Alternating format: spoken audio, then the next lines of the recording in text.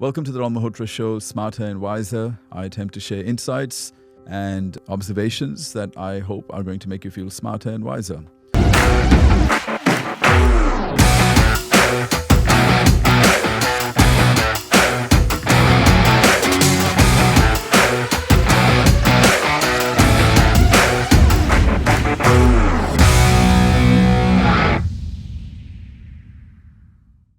Recently, I read a book called A Sapiens Conundrum by David Walter. And what compelled me to read this book was all the stuff that we're hearing from the World Economic Forum and the Melinda Gates Foundation and a lot of other experts around how crazy our population is right now and how we need to bring in some very strong controls to how the world runs and how the world economy runs and how our logistics run and everything. So it was interesting I want to quickly share my insights so you don't have to read the book. And what I've tried to do is I've summarized the main points from this book. I found it to be a very interesting read. And interestingly, David Walter makes a case that, hunters and gatherers, when the population was very small, hunters and gatherers would live in harmony. And there was not much conflict. People lived in harmony for the vast majority of human history. And there was never a concern about the population either because of the environment or because of predators or because of disease. There would be a natural control of population. So what would happen is if the population ever got out of control, either a disease would break out, or there were still natural predators in the environment, or something else would happen in the environment like a volcano or weather changes, and people would just automatically die. And so for the vast majority of human history, the population grew very, very slowly.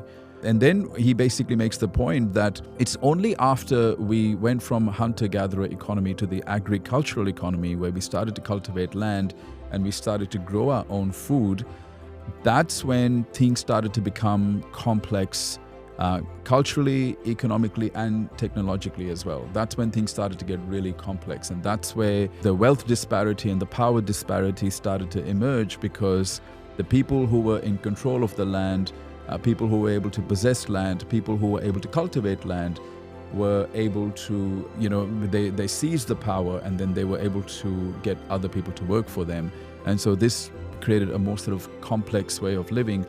And so it was through the agricultural economy that the complexity started. And once those technology advancements took place, I think that was the point where the population started to increase quite rapidly. So the technology supported population growth, and the population growth in turn supported technology, because there was more and more people, and as more and more people were there, then people were thinking about how do we create better technology. So it was like one thing fed into the other. And so, the population resulted in technological improvements, and the technological improvements resulted in population growth, and they kind of just fed each other over a period of time. After a certain point, though, the technology was no longer clean. And he makes this case that there comes a point where no matter what kind of technology you produce, that technology is going to produce toxins in the environment. There comes a point where you can't just continue to produce clean technology just because of the complexity of how things are blended together, information's blended together, ingredients are blended together, elements are blended together. It starts to give rise to toxins, and environmental toxins, toxins in the air, toxins in land, toxins in water, and all of that sort of stuff becomes actually unavoidable. So what happens is there comes a point that you can't control that at that point. And so even though the population is then starting to increase, it comes with some negative repercussions. Because even though we've got amazing technology, there are negative impacts of that technology on our mental well-being, our emotional well-being, our physical well-being, and on the environment, and on the survival of other species as well. So he makes the point that there are 86,000, that's a huge number, 86,000 man-made chemicals registered for use in the United States alone. In one country alone, 86,000 man-made chemicals registered for use. And that's just crazy. It just blows my mind.